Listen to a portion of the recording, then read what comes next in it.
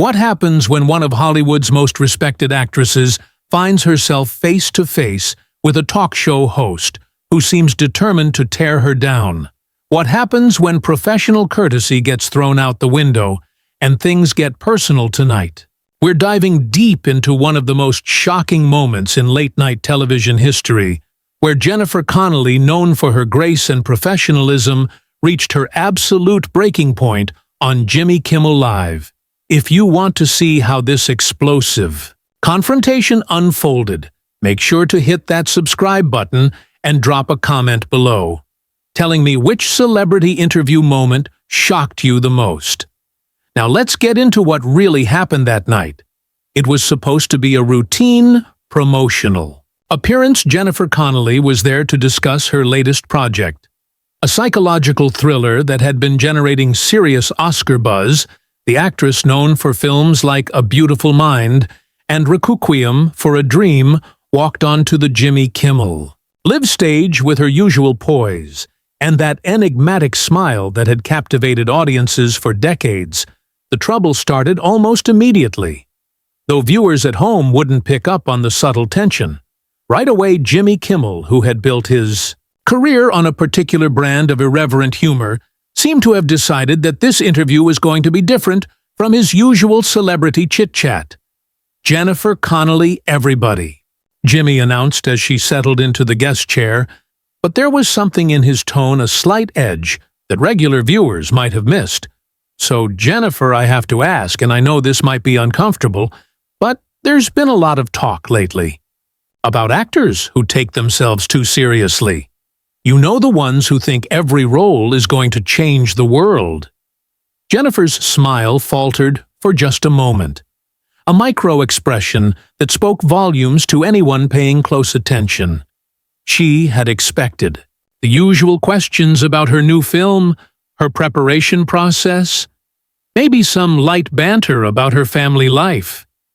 Instead, she was being confronted with what felt like a deliberate provocation. "I'm not sure I understand the question, Jimmy," she replied, her voice measured and professional. "Are you asking about my approach to acting?" "Well, let's put it this way," Jimmy continued, leaning back in his chair with a smirk that didn't reach his eyes. "You've been in some pretty heavy films, A Beautiful Mind, Requiem for a Dream. Now this new thriller, do you ever just want to have fun? Do you ever just want to make a movie where you're not crying or having a mental breakdown?" The audience laughed, but it was an uncomfortable laughter, the kind that happens when people aren't sure if they're witnessing humor or something more hostile. Jennifer's posture stiffened slightly, and those who knew her work could see that she was already calculating how to navigate what was clearly becoming a minefield. "I choose projects based on the story being told and the character I get to explore," she answered carefully. "If that story happens to deal with serious subject matter, then yes, I'm honored to be part of telling it. But I've done comedies too, Jimmy. I think you might be painting with a pretty broad brush there, right? Right?" Jimmy nodded, but his expression suggested he wasn't buying it. "But come on, Jennifer, be honest with the audience. When you read a script, and it's not about addiction or mental illness or some other heavy topic, do you immediately think it's beneath you?" The question hung in the air like a challenge, and Jennifer's eyes flashed with something that looked dangerously close to anger. She had been in the OEDC industry long enough to recognize when someone was trying to bait her, but she also knew that millions of people were watching this exchange unfold in real time. "That's not how I approach my career at all," she said, her voice still controlled, but with a new firmness. "And I think that's a pretty unfair characterization of both me and the films I've chosen to be part of.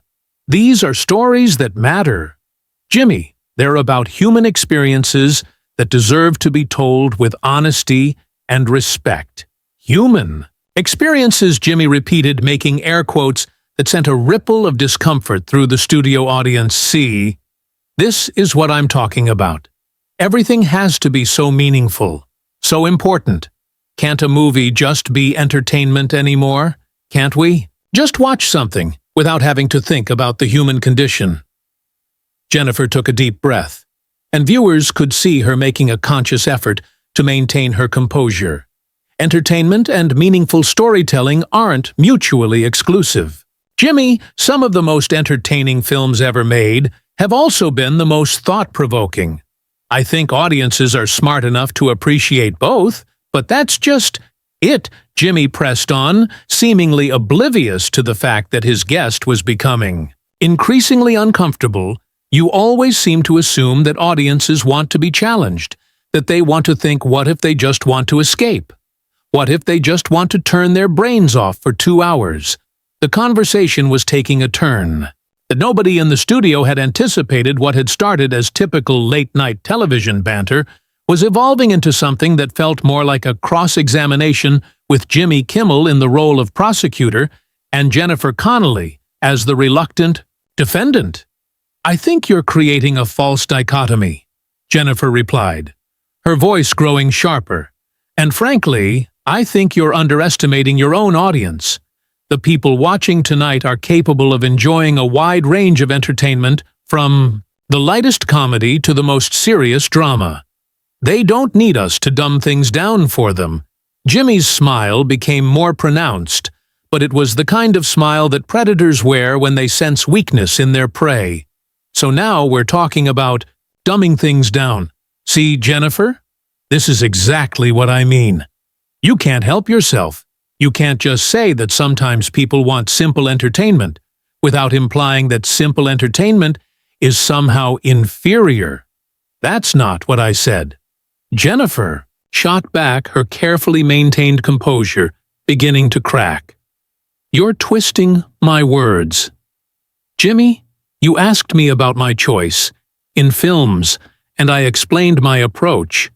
But now you're trying to make it sound like I look down on other types of movies or other actors, and that's simply not true." The studio audience was silent now, sensing that they were witnessing something unprecedented. This wasn't the usual scripted back and forth of late-night television.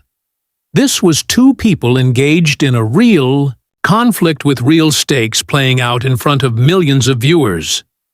Jimmy leaned forward, his eyes locked on Jennifer's face. "Okay, let's try a different approach. Your new film, this psychological thriller. Everyone's talking about the character. You play, she's another damaged woman, right?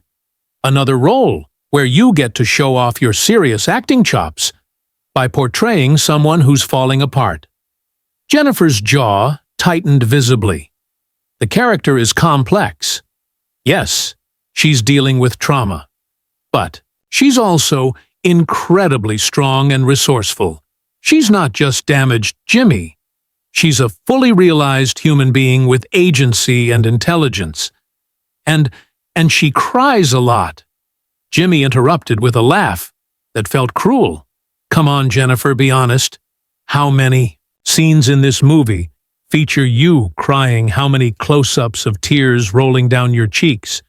Did the director get the question was so reductive, so dismissive of not just Jennifer's performance, but of the entire craft of acting, that the silence in the studio became deafening?" Jennifer stared at Jimmy for a long moment, and those watching could see her making a decision about how far she was willing to let this go. "You know what, Jimmy?" Jennifer said, her voice dropping to a dangerously quiet tone that anyone who had ever been in a real argument would recognize immediately. "I think we need to talk about what's really happening here, because this isn't about my career choices or my approach to acting. This feels personal, and I'm not sure why." Jimmy's laugh was sharp and dismissive. "Personal, Jennifer. This is just a conversation. I'm asking questions that I think the audience wants. Answers too. You're the one making it personal by getting so defensive about everything." "Defensive," Jennifer repeated, and now there was no mistaking the anger in her voice. "Jimmy, you've spent the last 10 minutes essentially calling me pretentious, suggesting that I look down on other forms of entertainment and reducing my work to nothing more than crying on camera. If that's not a personal attack, I don't know what is. The studio audience was now completely silent. The kind of silence that happens when people realize they're witnessing something that might change the course of someone's career. The cameras kept rolling, but everyone in the room seemed to understand that this was no longer entertainment. This was a confrontation. "Look," Jimmy said, spreading his hands in a gesture that was clearly meant to appear reasonable, but came across as condescending. "Instead, I'm just trying to have an honest conversation here. Hollywood is full of actors who take themselves way too seriously, and I think the audience appreciates it when someone is willing to call that out." "Call what out exactly?" Jennifer demanded, leaning forward in her chair. "My commitment to my craft, my respect for the stories I help tell, my belief that audiences deserve better than to be talked down to. Which of those things bothers you so much?" "Jimmy, what bothers me?" Jimmy replied, his mask of joviality finally slipping completely. "His actors who act like they're saving the world by making movies. You want to know what I really think? I think you've forgotten that you're in the entertainment business, not the enlightenment business." The words hit Jennifer like a physical blow, and viewers could see her actually recoil slightly in her chair. It was clear that Jimmy had crossed a line that couldn't be uncrossed, that he had moved from playful ribbing into genuine cruelty. "Wow," Jennifer said softly, shaking her head. "Just wow. So in your mind, entertainment and meaning are completely separate in your world. Caring about the impact of your work means you've forgotten your place. I'm saying that maybe, just maybe, you could try being a little less self-important about it all." Jimmy shot back. "Maybe you could acknowledge that not every movie needs to be a statement about the human condition. Maybe you could admit that sometimes a job is just a job." Jennifer stood up, abruptly, and the sudden movement sent a shock wave through the studio. The audience gasped. The band stopped their subtle background music, and even Jimmy seemed momentarily stunned by the intensity of her reaction. "A job is just a job," she repeated, her voice now carrying clearly through the sudden silence. "Jimmy, do you have any idea what it's like to be a woman in this industry? Do you have any concept of how hard it is to find roles that aren't just the girlfriend, the wife, the victim? Do you understand what it means when a script comes along that actually gives you something real to work with?" Jimmy tried to regain his composure, but Jennifer wasn't finished. She had moved beyond anger into something that looked almost like grief, the kind of raw emotion that actors spend years learning to access on command. Except this was real. "You sit here every night. She not entitled." She continued, her voice growing stronger with each word. "And you make jokes about everything and everyone. That's your job, and you're good at it. But don't you dare sit there and mock me for caring about mine. Don't you dare reduce the work that, I love the work that has defined my entire adult life to nothing more than self-importance and pretension." The cameras were still rolling, capturing every moment of what was rapidly becoming one of the most memorable confrontations in late-night television history. Jimmy, perhaps, realizing that he had pushed too far, tried to backtrack. "Jennifer, I think maybe we're both getting a little heated here. Why don't we take a breath?" "And no," Jennifer interrupted, her voice cutting through his attempt at damage control like a knife. "We're not going to take a breath. We're not going to pretend this didn't happen. You wanted to have an honest conversation. Let's have one." She moved closer to his desk, and Jimmy instinctively leaned back in his chair. The power dynamic in the room had shifted completely, and everyone present could feel it. "You want to know what I think?" Jennifer asked, her eyes never leaving Jimmy's face. "I think you're threatened by actors who actually care about their work, because it highlights how shallow your own approach to entertainment really is. I think you've built your entire career on cynicism and mockery, and when you encounter someone who still believes in the power of storytelling, it makes you uncomfortable." Jimmy's face had gone pale, and his usual quick wit seemed to have abandoned him completely. I don't think that's fair." "Fair?" Jennifer laughed, but there was no humor in it. "You want to talk about fair? Is it fair to invite someone onto your show, under the pretense of promoting their work, only to spend the entire interview tearing them down? Is it fair to use your platform to mock an actor's choices simply because they don't align with your cynical worldview?" The silence in the studio was deafening. Even the crew members, who had seen countless interviews over the years, were staring in stunned disbelief at what was unfolding before them. "Look, Jennifer." Jimmy tried again, his voice now lacking its earlier confidence. "Maybe I came on a little strong, but I was just trying to—" "You were trying to humiliate me," Jennifer said quietly, and the simple honesty of the statement was more devastating than any angry outburst could have been, for reasons I can't even begin to understand. "You decided that tonight was the night you were going to take Jennifer Connelly down a peg. Well, congratulations, Jimmy. You've succeeded in showing your audience exactly who you really are." Jimmy opened his mouth to respond, but no words came out. He seemed to realize that anything he said at this point would only make things worse, that he had dug himself into a hole so deep that there was no climbing out of it. On live television, Jennifer took a step back from his desk, and the gesture somehow made her appear taller, more commanding, despite the fact that she was clearly preparing to leave. "You know what the really sad part is?" she said, her voice now barely above a whisper, but carrying clearly through the hushed studio. "I came here tonight excited to talk about this film. I came here ready to share something I'm genuinely proud of with your audience. Instead, you've turned this into some kind of bizarre attack on everything I believe in as an artist." She paused, looking directly into one of the cameras, for the first time since the interview had begun going wrong, to anyone watching who still believes that entertainment can be meaningful, that stories can matter, that actors can be more than just pretty faces, reciting lines. Don't let anyone tell you otherwise. Don't let anyone convince you that caring about your work is somehow wrong, or pretentious, or self-important. Then she turned, back to Jimmy, who was still sitting speechless behind his desk. "And to you, Jimmy, I hope someday you remember what it feels like to actually care about something. Because this cynical, mean-spirited approach to comedy isn't just hurting the people you attack. It's hurting you too."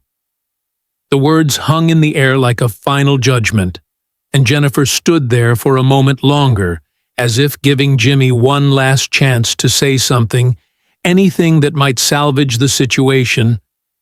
But Jimmy remained silent, his face a mask of confusion and what might have been shame. Jennifer nodded once, as if his silence had confirmed everything she had suspected about him. And then she began to remove her microphone.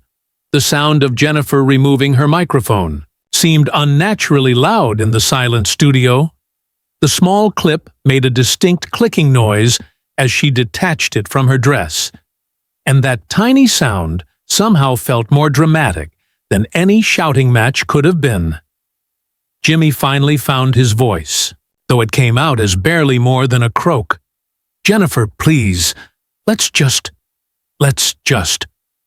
"What?"